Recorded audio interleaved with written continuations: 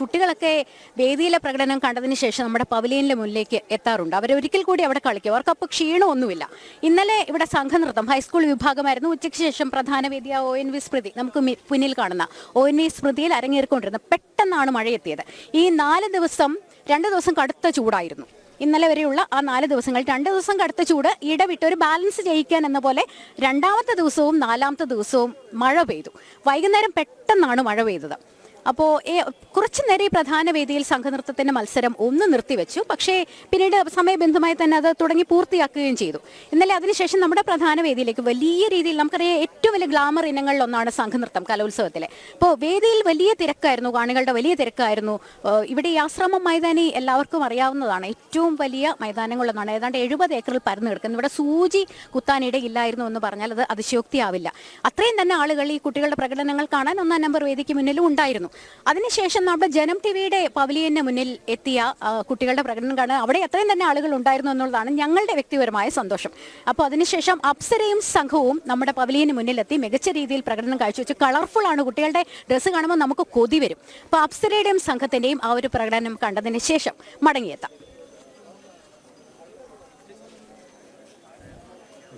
കാസർഗോഡ് നിന്നുള്ള അപ്സരയും സംഘവുമാണ്.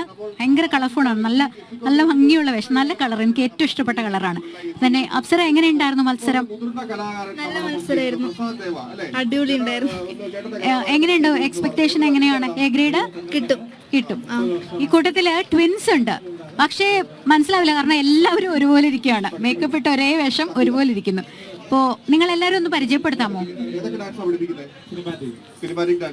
ശിവാനി, ഹൃദ്യ, അഞ്ജന രാജൻ, അപ്സര, ദേവയാനി, ദിയ, വിസ്മയ. അപ്പോൾ പെർഫോം ചെയ്യല്ലേ? ഓക്കെ.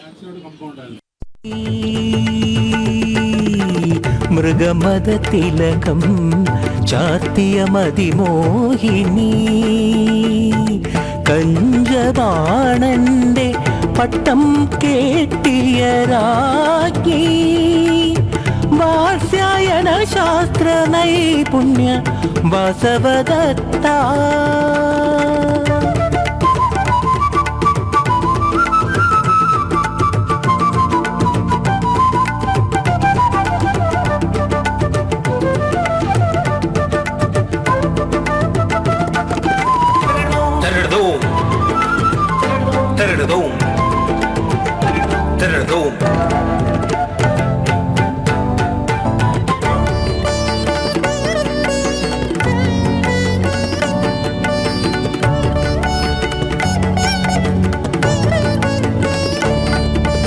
പരൽ മീൻ തുടിക്കുന്ന മിഴികളാൽ തേടുന്നു സഖിയോടാരായുന്നു, ഫലിച്ചതോ സഖി നിന്റെ പ്രയത്നവല്ലരികൾ.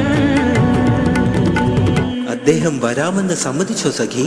സമയമായെന്നവൻ മൊഴിയുന്നു സ്വാമിനി.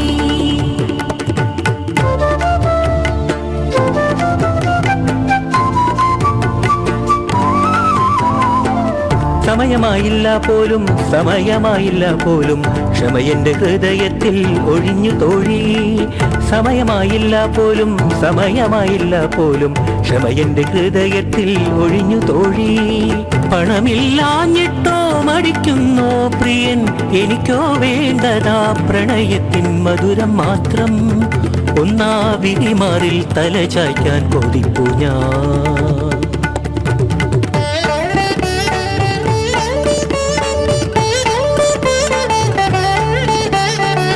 സഖിനിൻ പരിരംഭണ സുഖമോട്ടു വന്ന ധനപതിമാരെത്രയെത്ര, എങ്കിലും എന്തേ നിൻ ഹൃദയം വൈരാഗിയാകുമീ കാഷായ വസ്ത്രധാരിയാം ഇവനിൽ കണ്ണുടക്കി പുളകച്ചതണിഞ്ഞു നിൽപ്പൂ.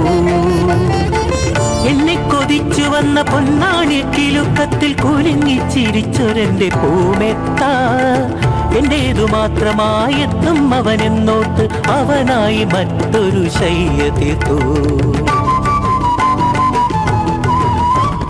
ഭാനു സമാനമാം ഉപഗുപ്തൻ അവൻ എന്നെ ഗണികയായി തന്നെ ഗണിക്കയാണോ? അപ്സര കൂട്ടുകാരും നന്നായി പെർഫോം ചെയ്തു. ഇനി മത്സരങ്ങൾ എന്തെങ്കിലും ബാക്കിയുണ്ടോ? നാളെ ഒരു ദിവസം കൂടി ഉള്ളെങ്കിലും ചോദിക്കുകയാണ്, മത്സരങ്ങൾ ബാക്കിയുണ്ടോ? ഇല്ല. അപ്പൊ നാട്ടിലേക്ക് എന്നാ തിരിച്ച്? കൊല്ലം ഇഷ്ടപ്പെട്ടോ കാസർഗോഡ് നിന്ന് വന്നിട്ട്? ഓക്കെ, അപ്പൊ താങ്ക് യു മക്കളെ, താങ്ക് യു.